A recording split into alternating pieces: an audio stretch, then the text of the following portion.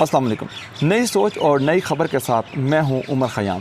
नाज़रीन, मुल्की सियासत में इस वक्त सेनेट इंतखाबात से ज़्यादा NA-75 डस्का के ज़िमनी इंतखाब के नताइज का शोर है। आज इस वक्त हम मौजूद हैं इलेक्शन कमीशन इस्लामाबाद में। आज चीफ़ इलेक्शन कमिश्नर की सरबराही में 5 रुकनी बेंच ने NA-75 के गायब होने वाले नताइज से मुतल्लिक समाअत की, जिसमें पाकिस्तान तहरीक इंसाफ और पाकिस्तान मुस्लिम लीग नून के रहनुमा भी मौजूद थे। दोनों सियासी जमातों के वकला ने दलाइल दिए, गर्मा गर्म बहस हुई।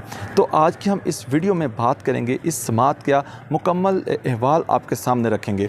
दौरान समाअत जब रिटर्निंग अफसरान ने चीफ़ इलेक्शन कमीशन के सामने 19 और 20 फरवरी की दरमियानी शब जो वाक़यात हल्के में पेश आए, वो सारी की सारी कहानी चीफ़ इलेक्शन कमीशन के सामने रखी।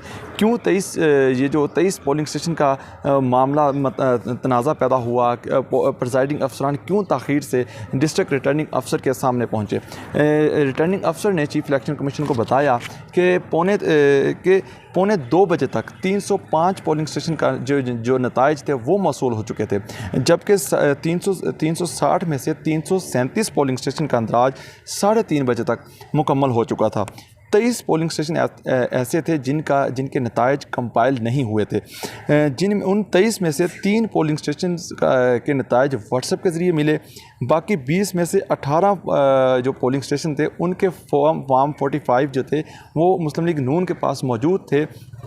जब अगली सुबह 6 बजे के राउंड अबाउट वो प्रिजाइडिंग अफसर पोलिंग का अमला डिस्ट्रिक्ट रिटर्निंग अफसर के दफ्तर पहुंचा, तो उनके पास जो फॉर्म 45 थे और जो कॉपी मुस्लिम लीग नून के पास थी, उनको जब मैच किया गया, उनके उस मैच करने के बाद 4 पोलिंग स्टेशन ऐसे थे जिनके नताइज बिल्कुल एक जैसे थे, जबकि बाकी जो 14 बाकी जो फॉर्म 45 थे उनके नताइज बिल्कुल मुख्तलिफ थे, जो फॉर्म प्रिजाइडिंग अफसर ने फ़राहम किए और जो फॉर्म मुस्लिम लीग नून ने फ़राहम किए।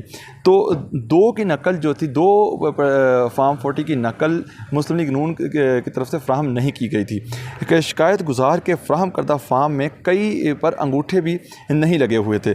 चीफ़ इलेक्शन कमीशन इस दौरान समाअत जब चल रही थी, तो चीफ़ इलेक्शन कमिश्नर और रिटर्निंग अफसर के दरमियान एक बड़ा दिलचस्प मुकालमा भी हुआ। चीफ़ इलेक्शन कमीशन ने पूछा उनसे, रिटर्निंग अफसर के, क्या जब वो सुबह ताख़ीर से प्रिजाइडिंग अफसर का अमला दफ्तर पहुंचा तो क्या उनसे पूछा गया कि वो क्यों, क्या उज़र पेश किया कि वो क्यों ताख़ीर से डिस्ट्रिक्ट रिटर्निंग अफसर के दफ्तर पहुंचे हैं। तो इस पर रिटर्निंग अफसर ने जवाब दिया, बिल्कुल। तो जब उन प्रिजाइडिंग अफसरान से पूछा गया, उनकी ताख़ीर की वजह पूछी गई, तो उन्होंने जवाब में किसी ने बहुत शदीद धुंध होने की वजह बताई, तो किसी ने रास्ते की ख़राबी की वजह बताई, तो किसी ने ये कहा कि पोलिंग स्टेशन के बाहर बहुत ज़्यादा हजूम था, जिस वजह से हमें ये नताइज डिस्ट्रिक्ट रिटर्निंग अफसर के दफ्तर पहुँचाने में ताख़ीर हुई। इस पर चीफ़ इलेक्शन कमिश्नर ने सवाल किया रिटर्निंग अफसर से, क्या उन तमाम पोलिंग अमले से, प्रिजाइडिंग अफसरान से फ़ोन पर रब्ता किया गया, जिस पर रिटर्निंग अफसर ने दोबारा जवाब दिया कि तमाम के तमाम अफसरान को फ़ोन किया गया, सबके नंबर बंद जा रहे थे, एक प्रिजाइडिंग अफसर का नंबर ऑन था। जब उन्हें फ़ोन किया गया तो उन्होंने भी फ़ोन अटेंड नहीं किया।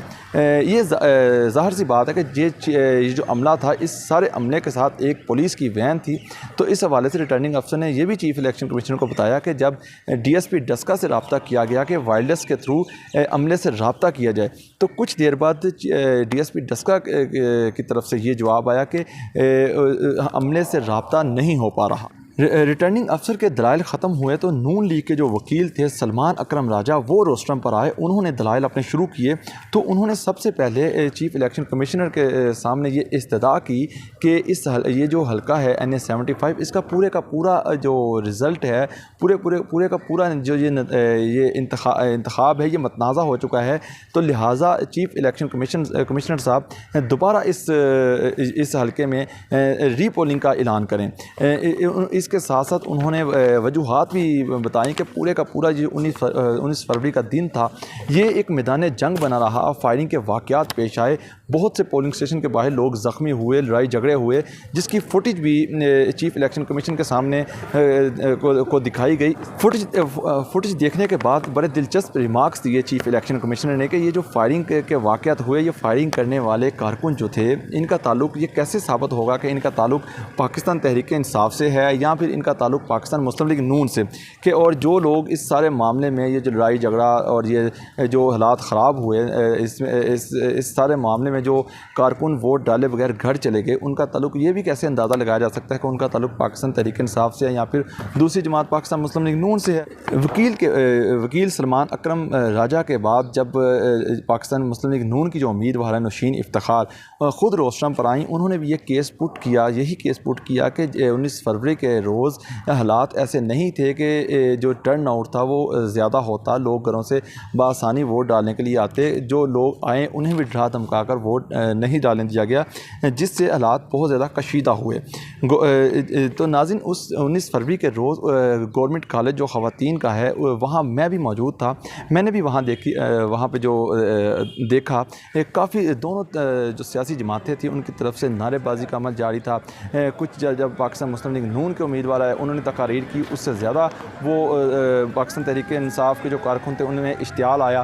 तो दोनों सियासी जमातों में जब ये मामला बहुत ज़्यादा बिगड़ गया, उसके बाद पोलिंग के जो गेट था उसको बंद कर दिया गया। और ये मामला तकरीबन 1 बजे के राउंड अबाउट ये पोलिंग का अमल रुका और ये मुसलसल 4 घंटे यानी कि 5 बजे तक पोलिंग का अमल रुका रहा इस पोलिंग स्टेशन में। इसी तरह डस्का के 2 से 3 पोलिंग स्टेशन और भी हैं जहाँ पे यही सूरत हाल थी, वहाँ पे पोलिंग का अमल 2 से 3 घंटे तक पोलिंग का प्रोसेस, जो पोलिंग प्रोसेस था वो रुका रहा। जब वहाँ पर पहुँचे पाकिस्तान मुस्लिम लीग नून के जो आला क़यादत थी, जिसमें जावेद लतीफ़ साहब थे, जिसमें सियालकोट के MNA अरमगान सबानी साहब थे, हमने उनसे भी बात की तो उन्होंने भी शदीद एहतजाज रिकॉर्ड कराया। उन्होंने ये भी उस वक्त इल्ज़ाम लगाया कि पाकिस्तान तहरीक इंसाफ की तरफ से इलेक्शन चुराने की कोशिश की जा रही है, अगर ये इलेक्शन चुराया गया तो मुल्क में अनारकी फैलेगी। तो इसके साथ साथ हम बात कर रहे हैं आज की समात की। तो जब पाकिस्तान मुस्लिम लीग नून के लेकिन यहाँ पे हम आपको एक बात बताते चलें कि जब उस दिन जब ये मामला हुआ था, जब ये NA 75 का मतनाज़ा मामला हुआ, तो जो दरख्वास्त इलेक्शन कमीशन को सबमिट करवाई गई पाकिस्तान मुस्लिम लीग नून की उम्मीदवार नौशीन इफ्तिखार की तरफ से, उसमें यही बात थी कि 23 पोलिंग स्टेशन जो मशकूक हैं उनमें, और जो 6 पोलिंग स्टेशन जो डस्का के हैं उन जहाँ पे इलेक्शन का प्रोसेस रुका रहा, वहाँ पर दोबारा पोलिंग कराई जाए। लेकिन अब जब ये केस इलेक्शन कमीशन में सुना जा रहा है, अब पाकिस्तान मुस्लिम लीग नून ने अपना स्टांस तब्दील करके ये कहा जा रहा है कि पूरे के पूरे हलके में रीपोलिंग कराई जाए। तो इस समात के दौरान जब मुस्लिम लीग नून के दलाइल ख़त्म हुए तो पाकिस्तान तहरीक इंसाफ के वकील अली बुखारी ने अपने दलाइल देने शुरू किए। तो उन्होंने इस्तदा की इलेक्शन कमीशन से कि इस जो मुस्लिम लीग नून की दरख्वास्त है इसको खारिज किया जाए। बेहतर होता कि मुस्लिम लीग नून इंतखाबी नताइज को ट्राइब्यूनल में चैलेंज करती। उम्मीदवार अली असद मली जब रोस्टरम पर आए, उन्होंने भी कहा कि मेरे आबाई इलाके के पोलिंग स्टेशन पर एतराज़ किया जा रहा है। 20 में से 18 स्टेशन के फार्म 45 लीगी उम्मीदवार के पास मौजूद थे। RO ने ख़ुद कमीशन को बताया कि व्हाट्सएप पर नताइज आ चुके हैं। चीफ़ इलेक्शन कमीशन ने यहाँ पर एक अहम बात की कि हम इलेक्शन कमीशन नतीजे तक पहुँचेगा। अगर इलेक्शन ठीक हुआ तो नतीजा जारी होगा, अगर ठीक ना हुआ तो रीपोल करा सकते हैं। तहरीक इंसाफ के वकील ने आज दस्तावेज़ जमा कराने के लिए फिर इलेक्शन कमीशन से वक्त मांग लिया। चीफ़ इलेक्शन कमीशन ने कहा कि आप शवाहिद कब तक दे सकते हैं। तो इस पर वकील तहरीक इंसाफ ने कहा कि 1 हफ़्ते का वक्त दरकार है, तस्दीक शुदा नताइज और शवाहिद जमा कराना चाहते हैं। चीफ़ इलेक्शन कमिश्नर ने कहा कि कल तक तहरीक इंसाफ दस्तावेज़ जमा कराए। अब देखते हैं नाज़रीन कि जुमेरात को अब ये जब दोबारा समात होगी तो उसमें इलेक्शन कमीशन पाकिस्तान मुस्लिम लीग नून का मुतालबा तस्लीम करते हुए हल्के में दोबारा पोलिंग का ऐलान करती है, या फिर ये जो मशकूक 23 पोलिंग स्टेशन हैं जहाँ से ये तनाज़ा पैदा हुआ, वहाँ पर सिर्फ उन्हीं 23 पोलिंग स्टेशन पर रीपोलिंग कराई जाती है। नाज़रीन, यहाँ एक और आपको बात बताते चलूँ कि ये 3 मार्च को को सेनेट इंतखाब होने जा रहा है, उस इंतखाब के हवाले से भी ये नशिस्त बहुत अहमियत इख्तियार कर चुकी है। ख़ास तौर पर पाकिस्तान तहरीक इंसाफ हर लिहाज से इस सीट को जीतना चाहती है। वैसे तो ये नशिस्त दोनों जमातों के लिए अना का मसला बनी हुई है, लेकिन ख़ास तौर पर पाकिस्तान तहरीक इंसाफ इस नशिस्त के लिए इस नशिस्त को जीतना बहुत ज़रूरी है, क्योंकि हुकूमत को इस्लामाबाद में सेनेट इलेक्शन में इस्लामाबाद में जो यूसुफ रज़ा गिलानी जैसे बड़े हरीफ का सामना है इलेक्शन उस सेनेट में। अगर ये पाकिस्तान तहरीक इंसाफ ये सीट जीतती है तो एक वोट जो इस्लामाबाद में सेनेट इलेक्शन के लिए बढ़ जाएगा।